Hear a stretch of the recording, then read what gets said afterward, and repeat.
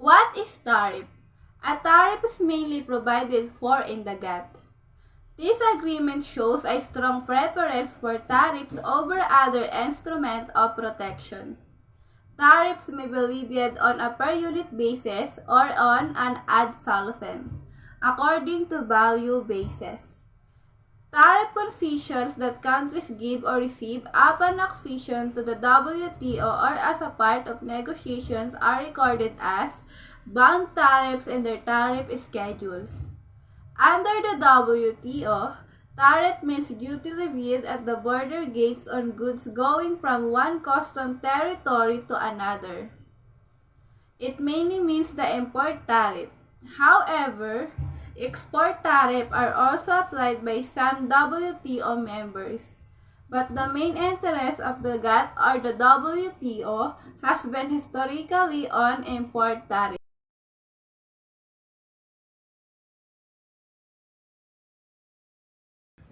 What is World Trade Organization Agreement? The World Trade Organization Agreement is a comprehensive set of rules and regulations that govern international trade. It covers a wide range of issues, including tariffs, subsidies, intellectual property rights, and trade in services. The agreement is designed to promote free and fair trade by reducing barriers to trade and ensuring that all countries have equal access to global markets.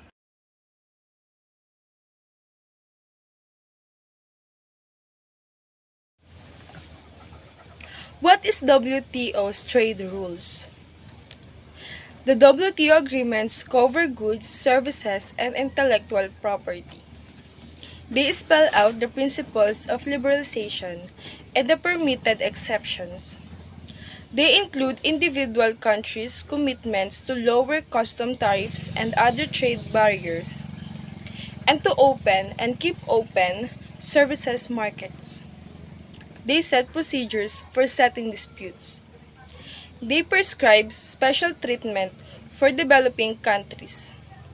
They require governments to make their trade policies transparent by notifying the WTO about laws, enforced and measures adopted, and through regular reports by the Secretariat on countries' trade policies. These agreements are often called the WTO's trade rules, and the WTO is often described as rules-based, a system based on rules. But it's important to remember that the rules are actually agreements that governments negotiated.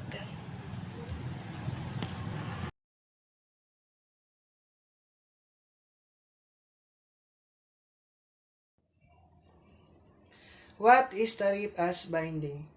A tariff is considered binding when it is legally enforceable and applicable to all parties involved. Specifically, a binding tariff refers to a duty or tax imposed by a government on imported or exported goods or services, which must be paid by the involved parties in accordance with relevant laws and regulation.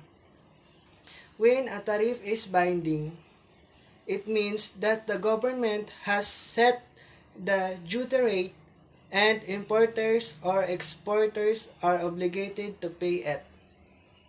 It's worth noting that the level of binding tariffs can be determined through various trade agreements, such as those negotiated within the framework of the World Trade Organization or WTO.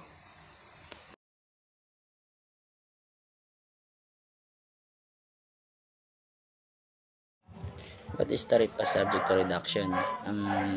Ito naman po ay isang uri ng pagbabawas na kung saan binabawasan ang ibinigay na porsyento para sa lahat ng tarif at pinananatili ng bansang kalahok sa mga negosasyon sa kalakalan at meron o walang pagbubuklod para sa mga produktong itinuturing na sensitibo.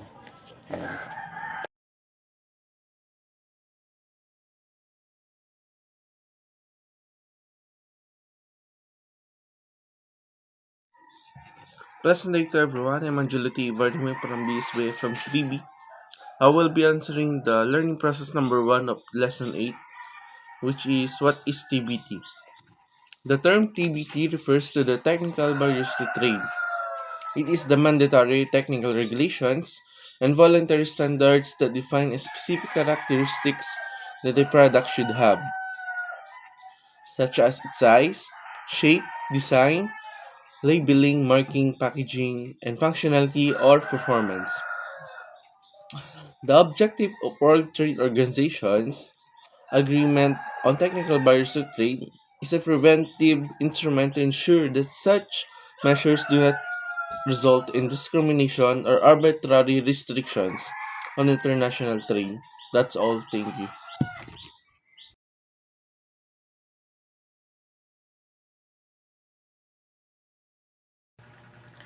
What is TBT agreements? TBT agreements is ito yung agreement na kung saan ine-ensure nito yung mga technical regulation, standards, and conformity assessment na kung saan ay upang hindi makagawa or maiwasan yung mga obstacle sa international trade.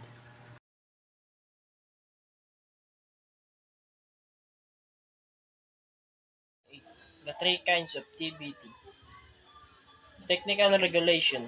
These are mandatory requirements established by governments that aim to protect human health, safety, the environment, or other social objectives.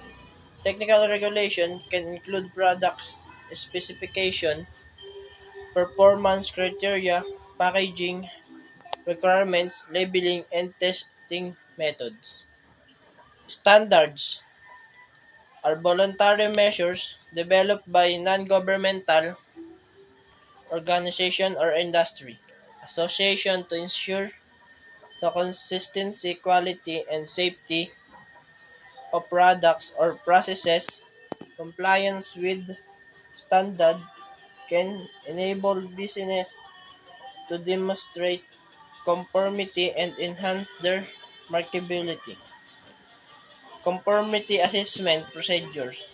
These are processes used to determine whether a product, system, or services meets meets specified technical requirements. Conformity assessment procedure can include testing, inspection, certification, and accreditation. It is important for our business to understand and comply with this TBT measure to ensure that their products meet the necessary regulation and standards of international trade.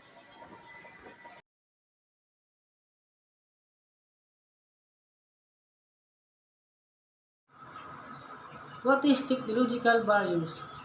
Ito po ay isang napagtagumpayan ng mga teknolohikal na hadlang sa kadalasang nangangailangan ng pakikipagtulungan sa pagitan ng iba't ibang stakeholder, kabilang ang mga developer ng teknolohiya, mga gumagawa ng patakaran sa mga komunidad.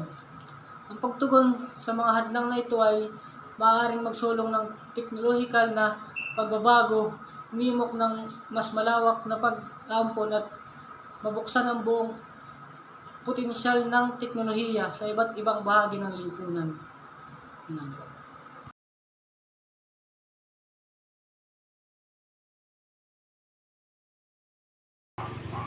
What are the objectives of WTO? The World Trade Organization aims to facilitate international trade by promoting fair competition, ensuring predictability, encouraging economic development, especially in developing countries, providing a mechanism for dispute resolution, promoting transparency in trade policies, and fostering cooperation among member countries.